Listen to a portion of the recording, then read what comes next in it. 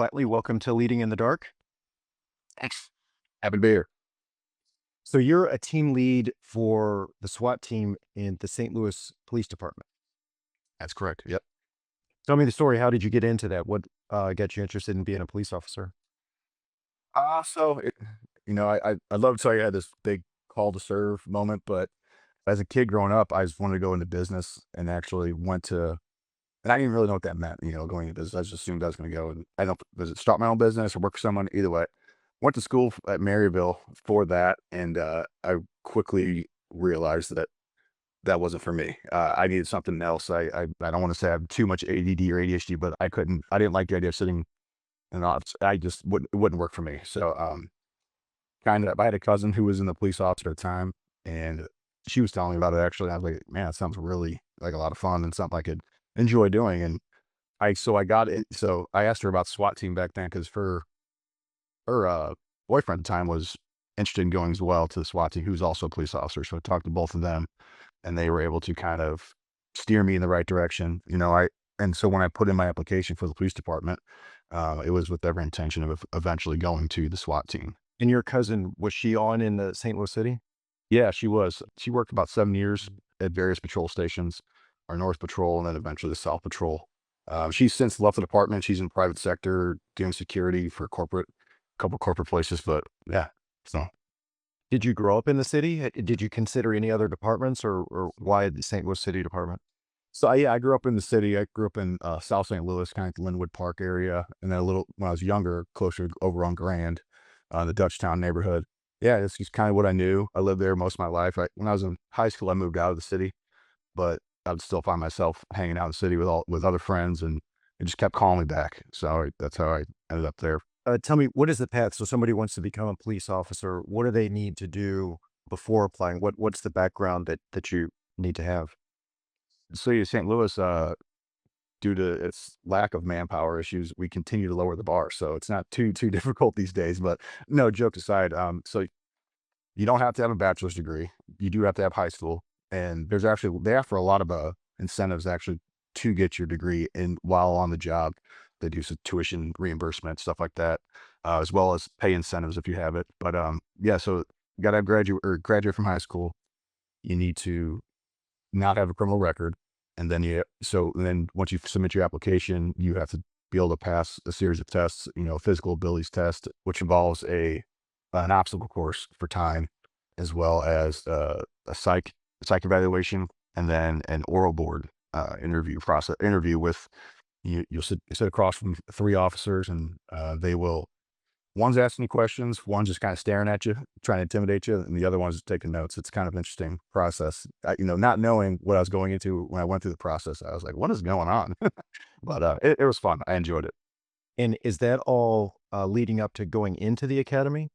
Yes. So St. Louis Academy is really interesting in the sense that once you get accepted into the academy, you are hired as you're not a commissioned officer yet, but you're hired as a city employee. So you start getting paid right away during your time in the academy. A lot of the other academies, you actually have to pay to go through the academy, and then once you graduate, you from there can apply to go to certain other police departments. So What's the academy experience like? it was interesting when I went. So I graduated from college in May of 13, and I started the academy that next month in June. And I could kind of compare it to, I graduated college and went right back to high school, just in the sense of how it was structured. There was 25 of us. We ate together, we ran together, we worked out together every day. There was never any breaks from each other. We were around each other pretty much 24/7. Even outside, we were studying together, hanging out together. But it was just the way it was structured. It was, like I said, it was very much reminded me of high school. But it was fun though. It was a good camaraderie, team building stuff. A lot of PT, which I enjoyed. We did a lot of circuit training, trying to build up cardio and some basic. Because you got to remember, you have people coming in who are college athletes, and then we have people who are coming in who never swung a bat in their life, or so they have to find a common ground to figure out how to make the best program for everybody to get everyone on the same, or give everyone the best opportunity that they can. So Was it hard for you? Or was it pretty easy? it was a mental challenge for me. When I first started, I still lived up by my college in Maryville, so I'd commute each morning not to get up at, I think, 4:30, which, back then, that was very early. Now it's like, that's just a normal thing. But so then, yeah, I was 23 when I started. It was long days for sure. And then it was a lot of the stuff we were learning, you have to memorize. It's a lot of memorization, whether it be your traffic law, constitutional law, domestic violence procedures. It's a lot of stuff that just need a lot of repetition. So it just took a lot of reps to learn all the information. So when you said it was a challenge for you, mentally, it was more kind of on the academic side than the physical side?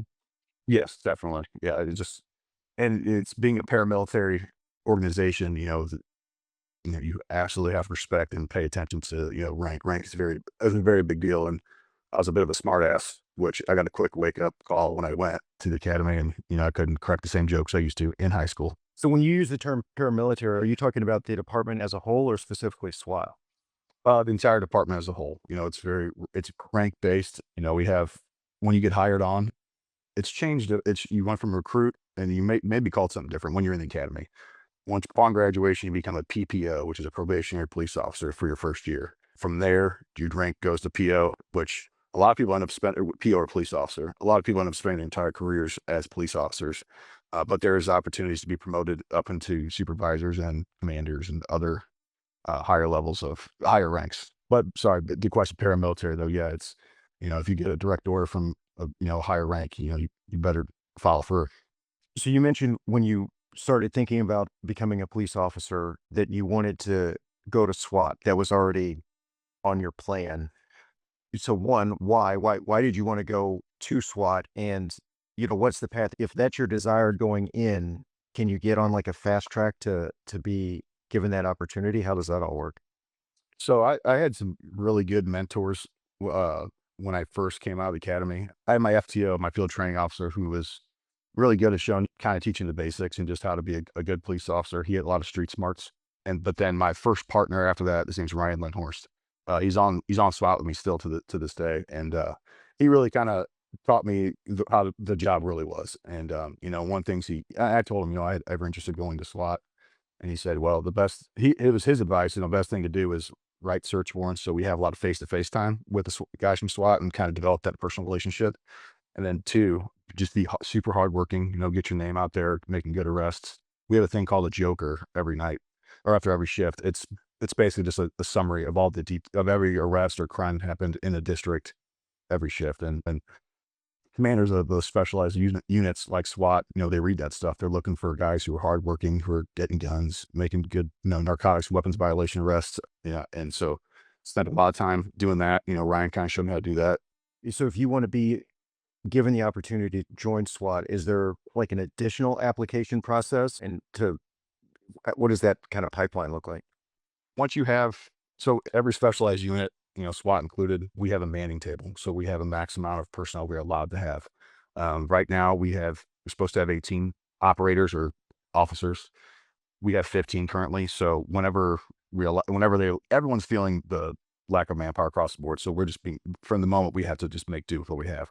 But eventually when they let us post those spots to fill those 3 empty spots, they'll be posted to our department website or intranet. And then anyone who wants to come to SWAT will be able to fill out an application for it. And then from there, then there's a few other things they have to do. They have to get permission through their chain of command to put in for it. Their captain has to sign off on it. And then from there, we have an interview. So the first step or testing phase for getting in will be a physical abilities test. So it'll be the same, a very similar obstacle course that you ran when you got hired.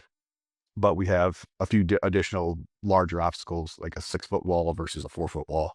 And then we test for push-ups, pull-ups, and sit-ups for time. And then we have a mile run at the end. And then from there, if you pass all that within the standard, we go and do a shoot. So you have to test. We're the only unit that you have to actually take a shooting test to get in. So you have to shoot above a 90%, not sorry, 95%. So essentially, a max score being 300, you can shoot a 285.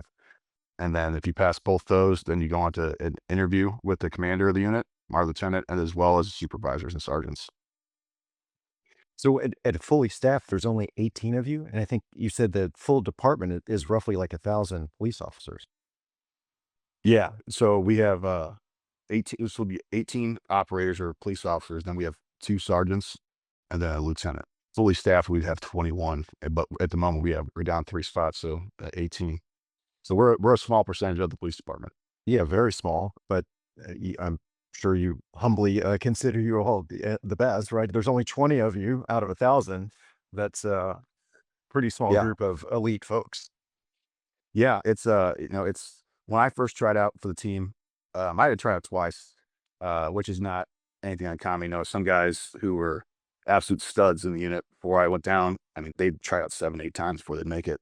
It's a very, and sometimes a numbers game. If someone who's trying out with you, who has more time on and is getting just doing a few more push-ups than you, and the lieutenant likes you both, he's probably gonna go with the guy with the better numbers. So it's a very good incentive to come in ready to take the test, be physically fit, and then also you have one chance to make the lieutenant, and the commander think you're the right guy for the position in that interview, so you got to nail it. I definitely want to get more into what you're currently doing on the SWAT team, but just to go back a little bit. So you get out of the academy, there's a day where you're the first day you are a real police officer. What was your first day like?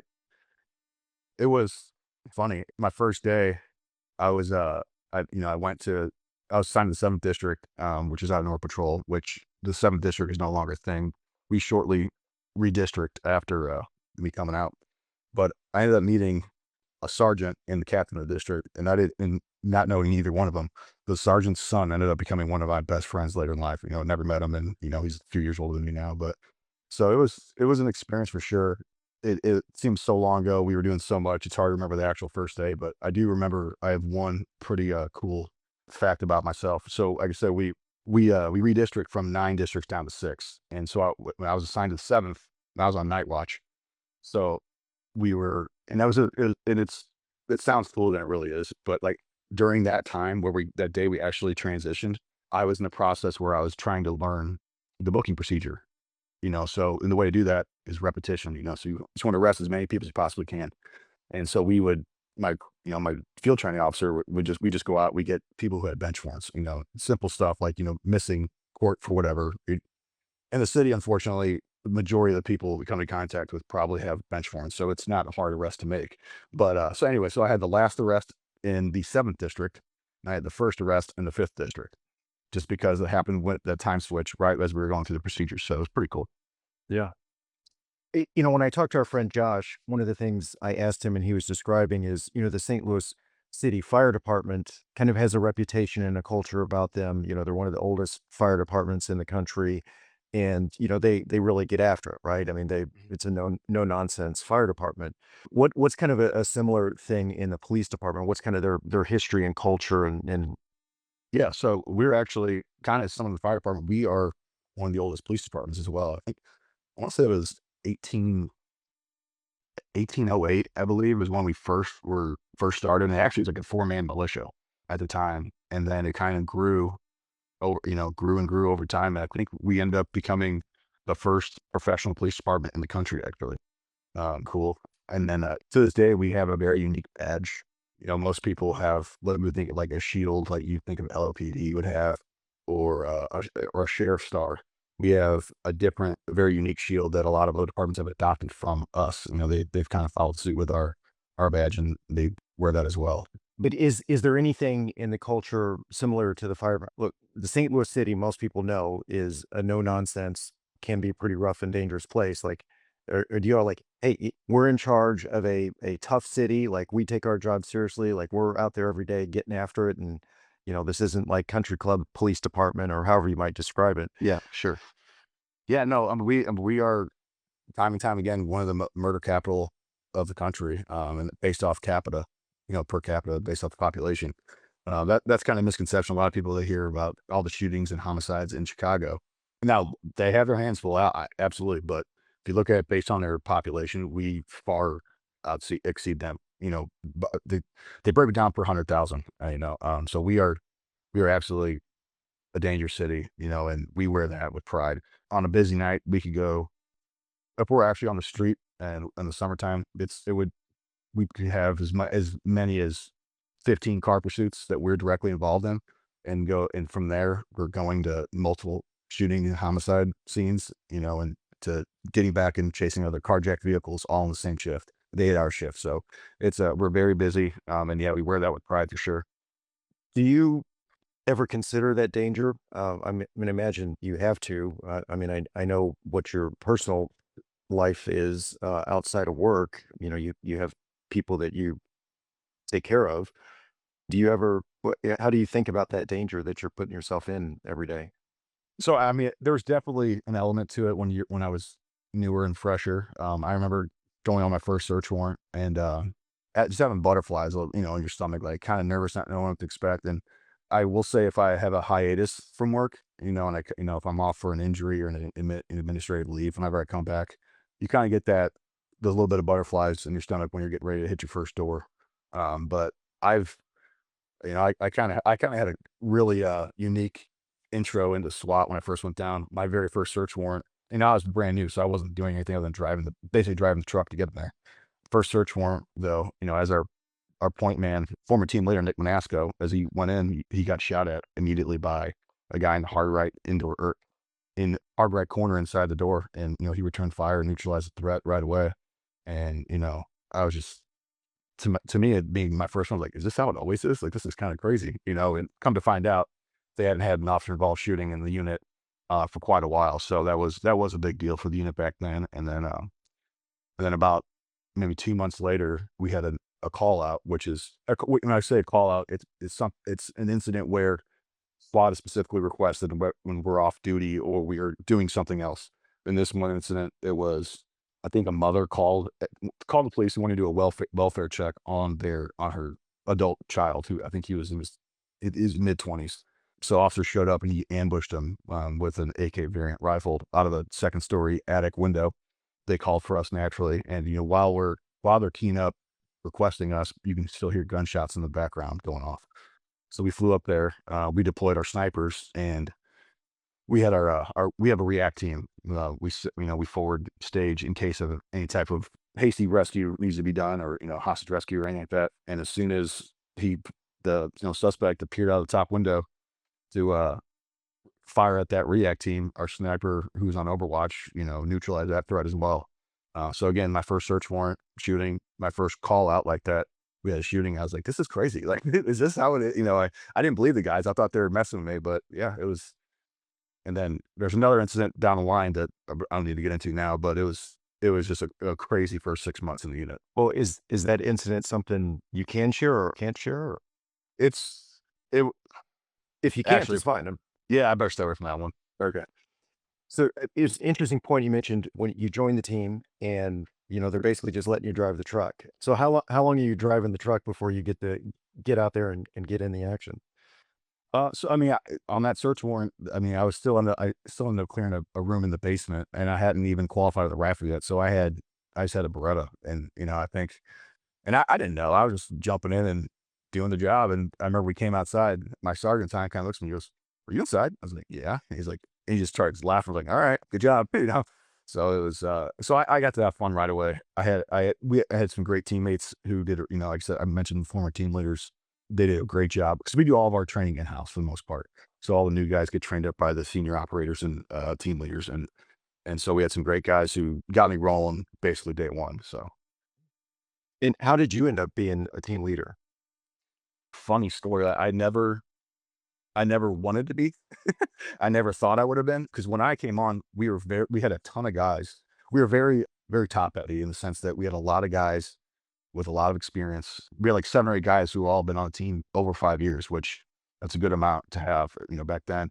And then, but younger, on just under them, we had a couple of guys who were absolute studs, Glenn Fagerio and Jim Zwilling, who, basically were going to be the future team leaders of the team. And very shortly, we got young really quick. We had, again, that group of senior operators. They all left pretty much within a year of each other. And then it was just Jim and Glenn left. And still, like, I grew up with Glenn. I was in his brother's wedding, went to grade school together, so very close in age. I was like, oh well, those guys have all the responsibility. I'm just gonna be a senior operator with no responsibilities and just, have the best time down there. And then they both left for private sector jobs, and it was kind of naturally just kind of fell upon me as the next one in line. And yeah, and here I am. So what is the team leader's responsibilities? So I would break my responsibilities down into 3 categories really. So I have my operational responsibilities. So anytime there is a search warrant or any type of tactical operation, I'm going to either plan myself or I will review to a degree the other guys' plans for that operation. I like to I like to lead from the front as much as I can. You know, if they're up to me, I'd be the first guy going through the door on every search warrant. But you know, I gotta let the other guys have their turn too. But if I'm not the first guy, then I'll place myself as like third or fourth in stack, just direct where to go. So you know, I can still have my fun, but I can also drop security to do whatever else I need to do, whether it be push through the house in a different way, hold some asset here, and just do whatever needs to be done. Then but I also on the training side, so training would be another category of stuff I take care of a lot, and so I plan, track, and lead the majority of our trainings we do on the department. I'm sorry, in the unit. My sergeant, the Tim Boyce, he's a active shooter response expert and guru. I mean, he does a ton of stuff as well. And I mean, he's been on team over 10 years. He's a master operator, wealth of knowledge. Me and him together pretty much tackle all of our trainings together. And then my third category of responsibilities is bigger admin side. So I'm tracking our inventory, tracking how we spend our budget, purchasing new equipment, just even simple things like uniforms. And like, you know, believe it or not, buying new uniforms for guys is like huge way to boost morale. And, you know, who doesn't like some new fresh pants that don't smell like blood and sweat? So, Yes. so yeah, I do that whenever I can. And there's a few other things here and there that I do that are probably extracurricular that don't necessarily need to do, but I do just 'cause I want to. So what's some of the kind of the general background of your team? I imagine a handful of them are ex-military probably. And Yeah, we have a lot of guys. Currently, we actually don't have that many former military. We have two guys who are Marine, or three Marines. One of them actually won a Purple Heart. My partner won a Purple Heart when he in Afghanistan, and he took sniper fire and survived. And now he's riding around North St. Louis, kicking doors in with us. And then another guy, he did 20 years in the Marines. Actually, his career is crazy, and it'd be awesome to getting into it with listening to him in the long form podcast. But yeah, mostly Marines. When I first came down, I was on the sniper team, which was led by a former Navy SEAL, Joe Busso, great dude. I mean, he's again, well, I use the term wealth of knowledge. I mean, this guy, I could talk to him every day for a year and ask him everything, and I'd still be learning new things on day one of year two, you know? So he's just got so much stuff to teach. And he really stood up our sniper unit and made them what they are. Yeah. So it's a mix, but more so, we mostly have more guys who are not prior military, you know? So I think that speaks, you know, being as effective and successful as we have been, I think that speaks to those senior operators who came in before and able to teach those new guys, you know, the job really, and for them to be as effective as they are and not being military, it's impressive.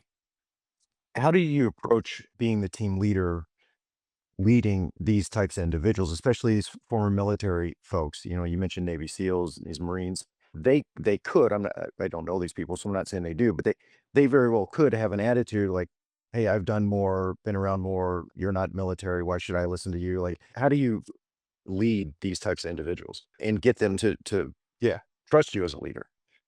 So I think, you know, me spending as much time as I did as, you know, as a junior operator, right? That's a term I'm making up for right now, but just, you know, I put my time in for sure. You know, I've been with the unit for 9 years. You know, I think I earned their respect by, you know, my street work, especially my work in houses. You know, I take the job serious, and I think they recognize that, and they listen. So and don't get me wrong, I am very clear with all of them. I am not the end all know all. I mean, we very much crowdsource a lot of our you know, a lot of our tactics together. Like it's very much like we are a team for a reason. Like if I see something a certain way, but someone else sees something this way, we're gonna talk about it, and we're gonna, you know, it's but one of those guys come to me with it. It's not like they're jumping rank or anything like that. Like, no, we'll talk to our lieutenant and tell them the same thing. Like, lieutenant, this is what we see, you know, this is what we think needs to happen. And it's very much, it's welcomed, you know, we're all in it together. So we gotta come up with the plans together. Well, how did you learn that in your own leadership style? Because that's, you know, you could easily imagine a bunch of these folks, real strong egos. You could see it going that way, but somehow you learned to be humble and Yeah. lead by example and inclusive. Where did you learn that? It's we all have egos in the team. We really do. We're all that, for the most part, that type A mindset. And I think so. During the interview process, I've always said we don't necessarily need the best guy, the guy who need most push-ups, most pull-ups. We need the right person. So that interview with the lieutenant is important. That's a key aspect of it. Are you willing to be a team player? And essentially, if once they make it down and guys aren't towing that line like they're supposed to be, if their egos are getting in the way, they're going to get called on it. And eventually, if it continues to be an issue, they can be removed from the unit.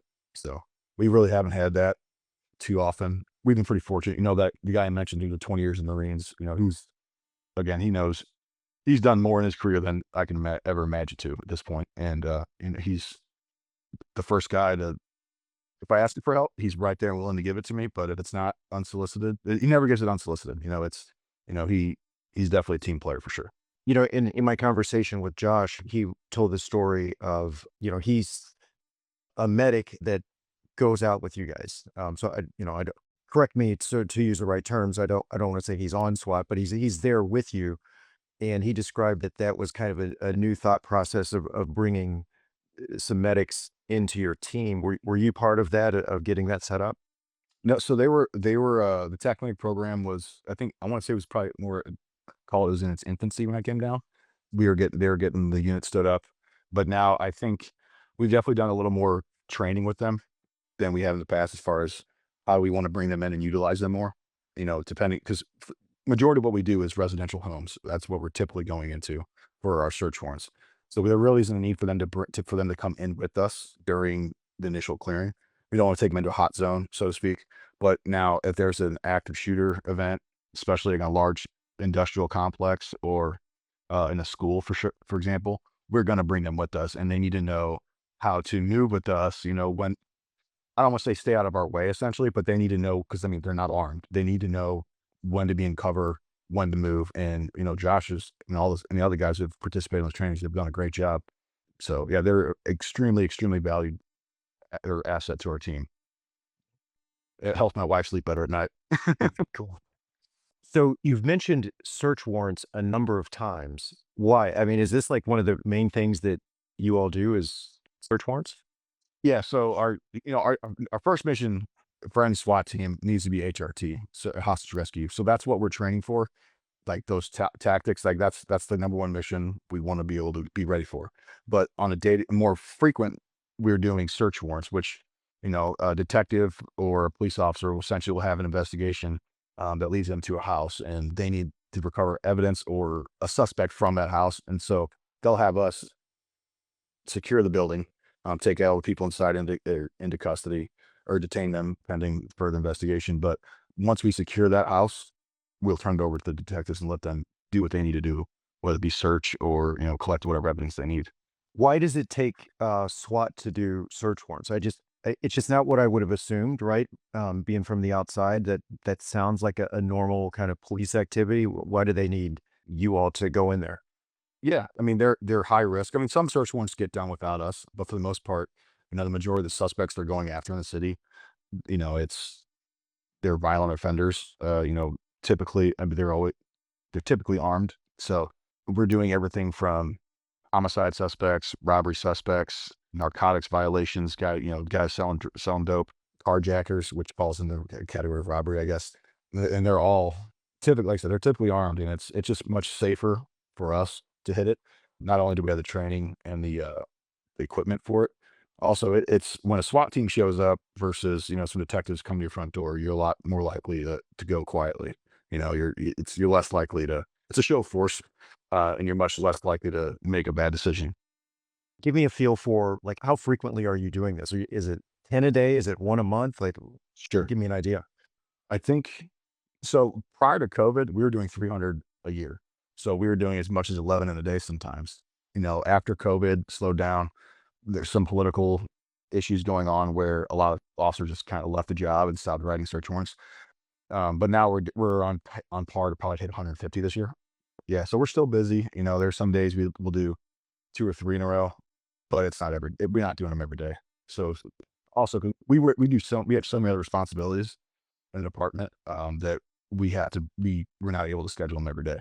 So we have a mutual aid agreement with St. Louis County and some other units in the, or some other teams in the area. If we're not available, the detectives, if they have to be done, in a reasonable time, they can have another jurisdiction do it for them. I mean, you started to mention it. What are some of these other, excuse me, common things that you're dealing with besides search warrants? So anytime there's a barricade, an offender is one of her part one crime typically who say detectives say, hey, we know this guy's in this house right now. He's one for homicide, but he's not coming out. So they will either have us come out and they'll just do a search warrant on the house and get him to come out that way, or if they get there and they've already begun talking, if they try to get him out themselves, they already started dialogue and it's not coming out, and he barricades himself. Then we'll come out as well. And then again, hostage rescue is a big one. But civil, any type of civil unrest, we are forward deployed to, in case we have to just deploy chemical munitions, we have that capability. Then I mentioned earlier how we ride the street pretty frequently. 2 weekends out of the month, we're patrolling. It's supposed to be downtown, but we're pretty much being pulled all over the city doing just supporting patrol and anything that they need help with.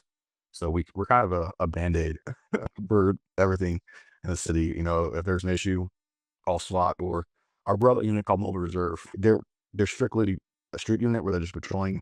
They're aggressively patrolling areas with high crime, but when we're off on those weekends, they're working it and they're picking up the slack around the city. So they're picking up the slack that we're because we're off. So what is it about St. Louis? Like, what is going on that it is such a kind of violent and dangerous city?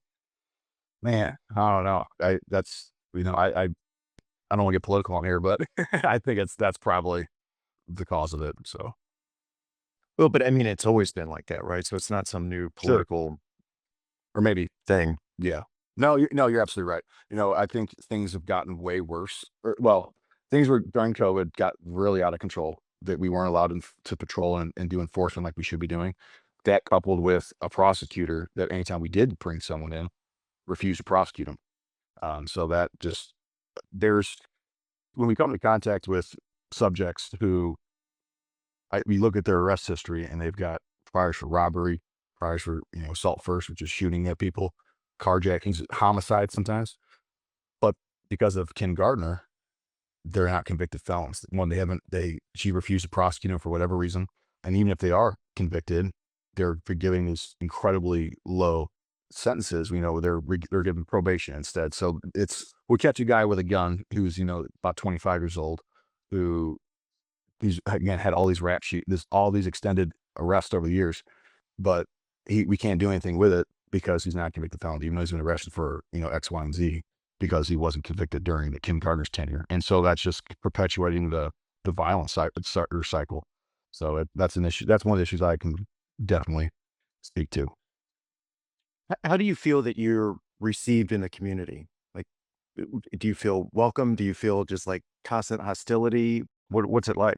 I think 99% of the people we come to contact or, in the neighborhoods love us and welcome us with open arms. That 1% that doesn't like us is just the loudest. And they're the ones screaming and letting us know and being the most vocal. And so, but I think overall they welcome us for sure.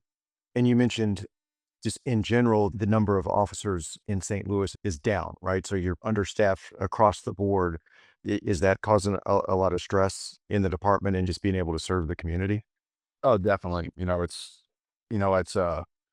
another police officer who actually has a podcast called The Brighter Side of Blue. They posted some old worksheets. So every district they call it the worksheet. Basically, it's all the police officers, what their call signs for the night, what beat they're in.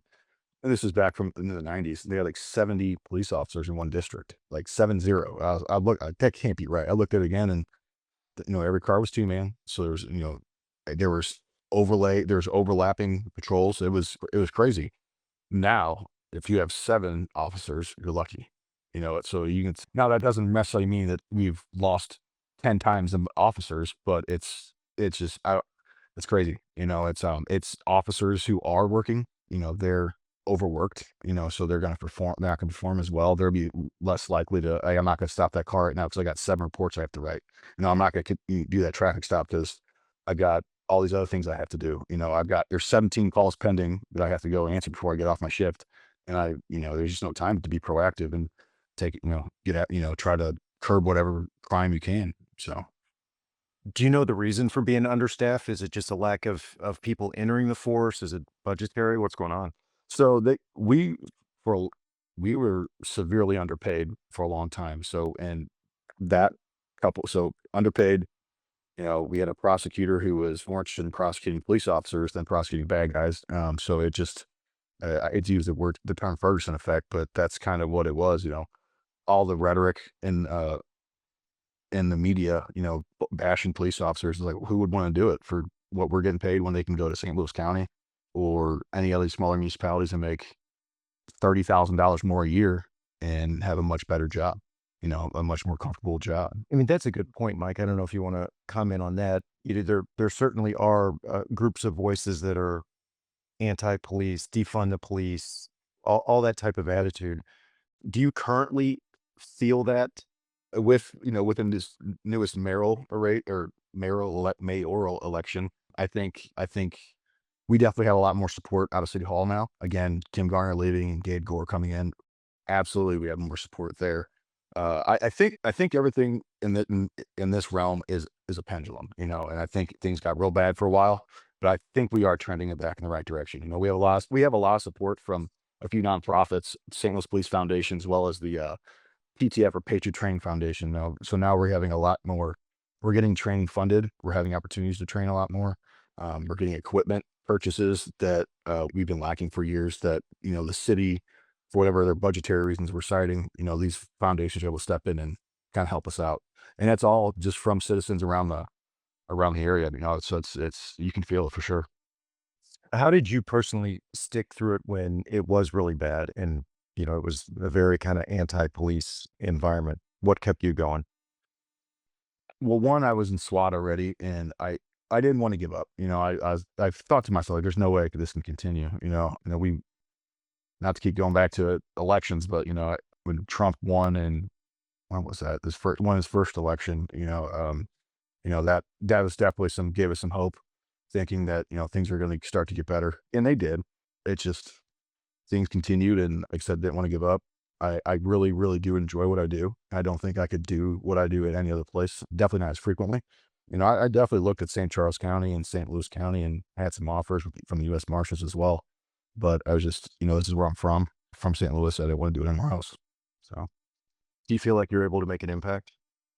I do. Yeah, it's the job is very rewarding, and it's whether it be and your impact can be so small. Just saying hello to a little kid and being friendly to him, so that way he doesn't grow up and think the police are mean all the time. That's just something that small versus rescuing a baby from a a father who is kidnapped, parental kidnapping that has had the intention of harming the child.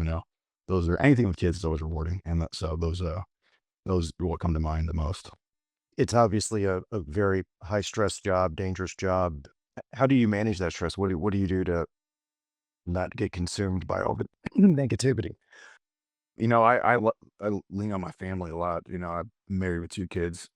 I've got a pretty I'm bragging on myself here, but I have a pretty incredible home life. It's I'm very loving parents who are there all to help at all times, and so it's you just got to find something like that and lean on them. And they've definitely helped me through some hard times.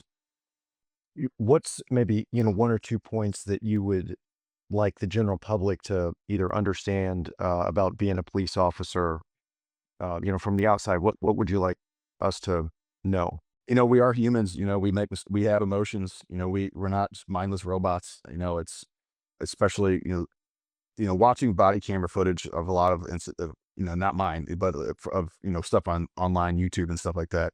It's there are people just in your face screaming. In a minute the police officer makes a reaction to it, and all hell breaks loose. And he's putting on administrative leave. He's whatever. All these things going on. We feel just like everyone else, and words hurt. Tough job. Yeah.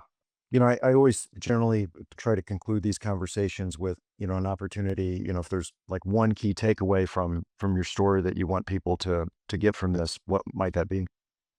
As far as the leadership aspect, I've talked to a few groups before, that Patriot Training Foundation I mentioned earlier. If you are, high school kid who wants to go into the military and go into like the oh shit, I'm blanking on what it's called. Like Annapolis, like Oh, Army, the college. the now I'm blanking on Anyway, it too. What is yeah, it? The military colleges, whatever the name yeah. is. So any of these high school kids from the area who want to go in these military colleges, Patriot Training Foundation, they do a lot. He does a lot. Keith Hauser's his name. He does a lot to teach the kids basic marksmanship, fitness, and overall leadership. And I've got to talk to him a few times. And one thing I always tell these kids is when you find yourself in a leadership position, do the job that no one wants to do. If it's something that will get you home earlier and it's menial and no one else wants to do it, get you home. So we get you home earlier, go do it, knock it out. Like you're not better than anyone else on your team. You should be able to, you shouldn't mind doing the easy stuff. No, I think that's real good advice. One of my other guests used the phrase, "There's no traffic on the extra mile." Oh, there you go. That doing that little bit of extra hard work that other people aren't willing to do really stands out. So Yeah.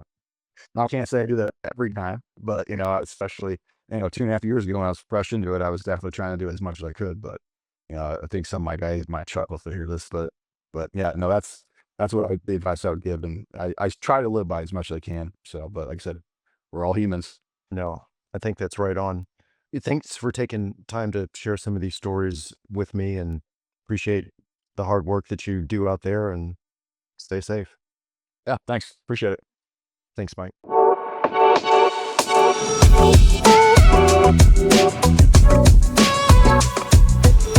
it.